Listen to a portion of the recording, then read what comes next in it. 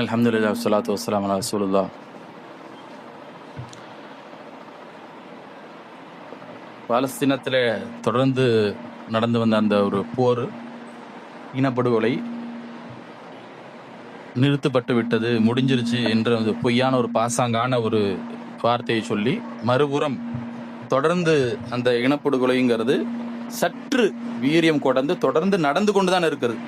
இந்த cheese fire என்ற இந்த போர் நிறுத்தம் ஆரம்பிக்கப்பட்டதிலிருந்தே இந்த பயங்கரவாத நாடாக இருக்கக்கூடிய இந்த இஸ்ரேல் இதுவரைக்கும் எந்த அளவிற்கு எத்தனை முறை அந்த ஒப்பந்தத்தை முறிப்பது ரொம்ப பேர் போனவங்க. அவன் அல்லாவிடத்திலேயே ஒன்றுக்கு மேற்பட்ட முறையில ஒப்பந்தத்தை முறிச்சவன், நபிமார்களையே கொலை செய்தவன், அப்படிப்பட்ட நிலையில் இருக்கக்கூடியவர். மனுஷனோட மனுஷ ஒப்பந்தம் போட்டு அது என்னது? அது சும்மா. அப்ப இப்போ அக்டோபர் 10 இருந்து ஆரம்பிச்சது இப்போ வரைக்கும் பாத்தீங்க அப்படின்னாக்கா, பதிவு செய்யப்பட்ட அளவுக்கு 47 முறை அவன் என்ன செஞ்சிருக்கான், இந்த ஒப்பந்தத்தை மீறி இருக்கின்றான்.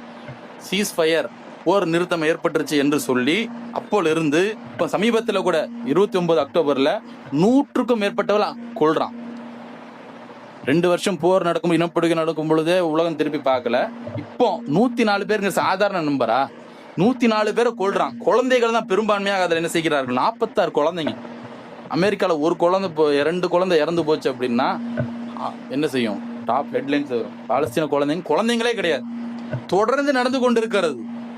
முடிஞ்சிருச்சு அப்படின்னு சொல்லி பாசாங்கு காண்பித்து கொண்டு இன்றைய வரைக்கும் அவர்கள் கஷ்டப்பட்டு கொண்டிருக்கிறார்கள். இந்த பயங்கரவாத மனித இனம் என்று சொல்ல முடியாத இந்த இஸ்ரேலியர்கள் இன்னி வரைக்கும் அவனுக்கு ட்ரக்க உள்ள விட மாட்டேங்கிறான்.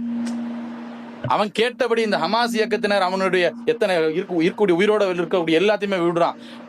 இறந்து போனவர்கள் எல்லாம் பாடியை திருப்பி கொடுக்கிறான். ஒப்பந்தத்தை முதல் தரத்தில் வைத்து ஒப்பந்தத்தில் சிறப்பான வகையில் அவர்கள் செயல்படுத்தி கொண்டிருக்கிறார்கள்.